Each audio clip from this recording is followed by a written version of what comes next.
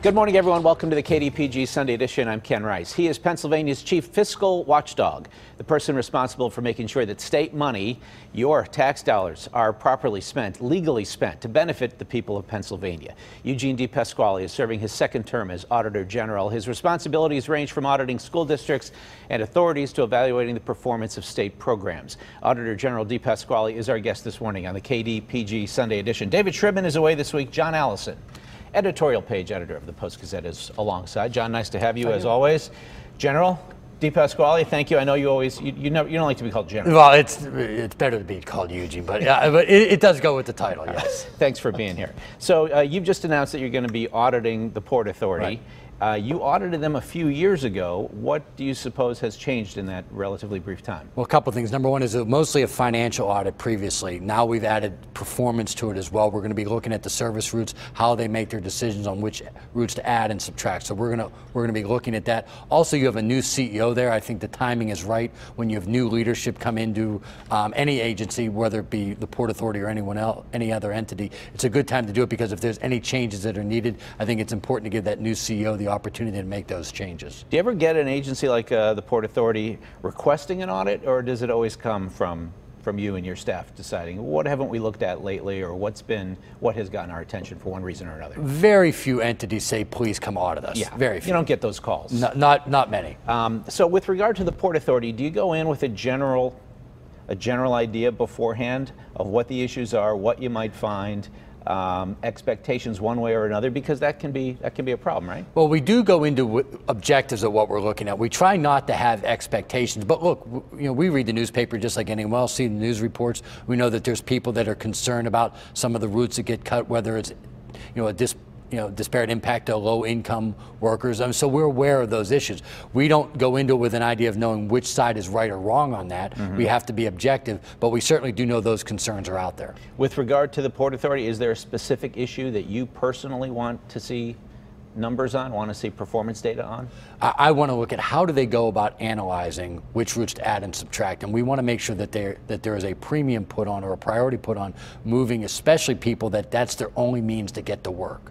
That is a top priority for the Port Authority. That is our, from me personally, that's something I want to see. Do your auditors ever have trouble? Do they ever have resistance where there are things they want to see, data they want to access, and there are roadblocks put in their place? I'd say it happened certainly with our Penn Hills School District audit, which was about 2 years ago. We certainly saw resistance there.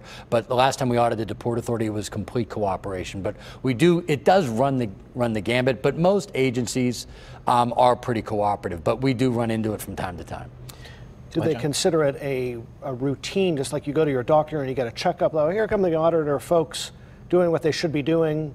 It's a bit of a nuisance, but or do they perceive it as something punitive or accusatory? I think the better run agencies and school districts look at it actually as something that can help them. Because they say, okay, here's an independent, objective set of eyes on looking at how we can improve something. The ones that are actually, usually the more resistance we have are usually from the worst run agencies. Can citizens who might be dissatisfied with the performance of a certain state program or agency, can they spark an audit by getting your attention? I get ideas from whether it be the grocery store or through our website or through our hotline.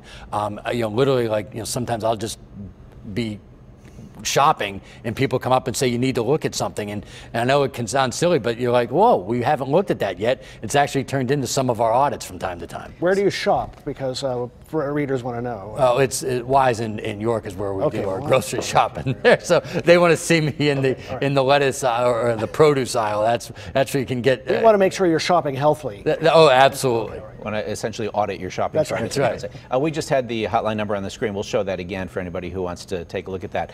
People here in Pittsburgh might be thinking, gosh, I wonder if Eugene DePasquale and his office have taken a look into the Pittsburgh Water and Sewer Authority. Where do things stand with your office and any attention on that? That audit that we completed a couple months ago was probably one of our most hard-hitting audits. We saw that basically an agency that was too political, that they didn't have clear separation from the city, how the city put too many people on the board, where in a sense it was operating quote-unquote as an independent agency but wasn't independent of the city.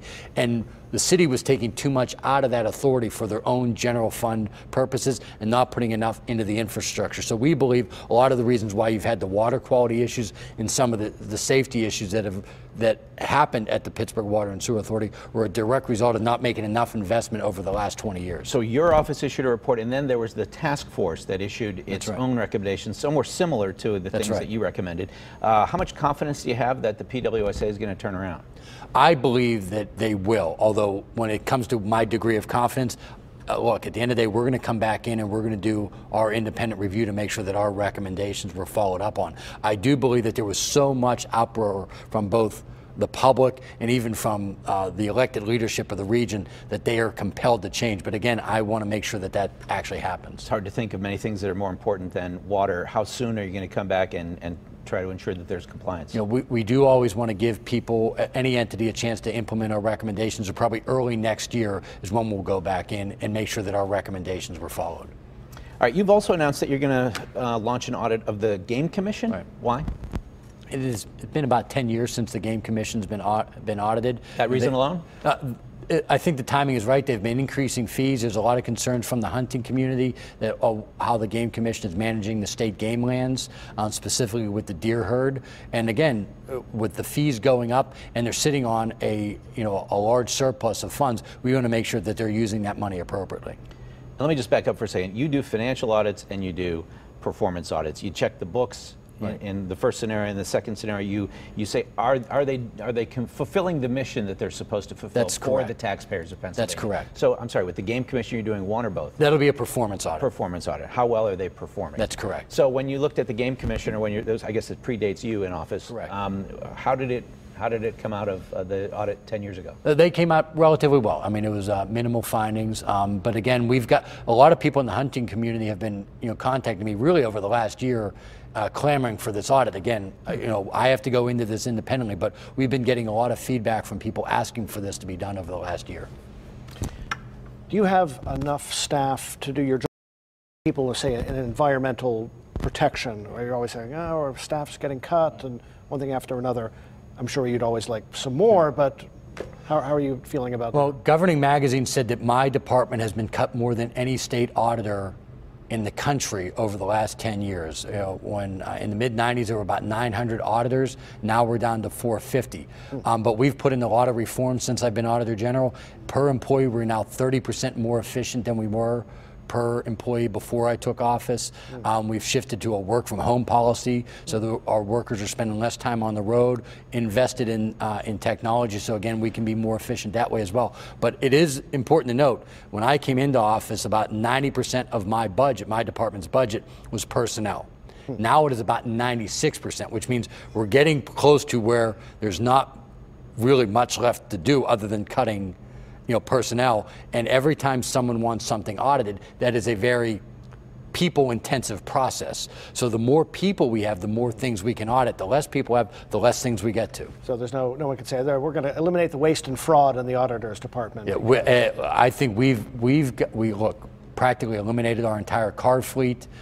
Even when I testified before the budget committees in both the House and the Senate, one thing that they continually say is, how do you continue to do it on the tight budget you're on? And it's tough, but in these tight economic times, I think it's important that we try to be, if we're the ones auditing people and saying, eliminate waste, I think it was important that we try to do the same thing as well. I'm guessing you're not expected to audit your own office. We get audited by other state auditors. It goes on a rotational basis. So it's 3 states will come in and audit us, and I will go out with a team and audit other state auditors as well. And so about a year ago is when the audit of my department was concluded, and their #1 concern of me was that they thought I, quote, emote too much, which I said, I think the voters like when I emote, but Interesting finding. How does that look? Could you do that for us? Well, actually, when I was at the auditors conference, I met the auditor that was concerned with my emoting, and her husband, because it was a female auditor, I think it was Montana, and her husband said, she goes, I think he needs to keep emoting. But the auditors conference, by the way, was a huge, you can imagine how exciting that was. It sounds like a real barn burner. Yeah. You no doubt know that this region is in competition for Amazon's HQ2. There's been an ongoing effort to sort of crack the lid on what the proposal is. There have been efforts in court to get this. Why can't the public see what's being offered? Your office is all about accountability and transparency. Should the people of Western Pennsylvania, whose money will be conceivably lavished upon Amazon in some sense, maybe it's an investment that will all come back to us, but shouldn't we know what's being offered? Yeah, it is a public record. So whether it is something that I think is important to the region, that we try to, whether it be Philadelphia or Pittsburgh, as a Pennsylvanian, I want them to come here, and I don't want to put my thumb on the scale as which one it would be, but I do want Pennsylvania to win it. But on the same token, look, this is a public record, and I think it's important for the public to be able to know what is part of those offers, because it is taxpayer dollars at stake. So this puts you at odds with County Executive Fitzgerald, Mayor Bill Peduto. But in agreement with Chelsea Wagner. Okay, but have you talked to the mayor or the county executive about this? Have you tried to say, hey, you know, as the guy who stands for accountability statewide, this is something I think you should. Yeah, I've made my position clear that I do believe these are taxpayer funds and they should be upfront about it. And again, here's the thing to keep in mind. The companies know what is being offered from. The argument is on the other side, well, if we have to put our cards out publicly, it'll hurt our negotiation. The company knows what they're getting from each and every state. So actually, I think it would be a better policy that if every state had to put this on the table, and every region had to put this on the table so the public would know exactly what's being offered. All right, we need to take a break. Hold that thought. I could tell you were queuing up another question. I was trying, but I want to come back and talk to you about the opioid crisis, which you've been vocal about, legalization of marijuana, not just for medical purposes, but for recreational as well. More of our conversation with Pennsylvania Auditor General Eugene DePasquale in just a moment.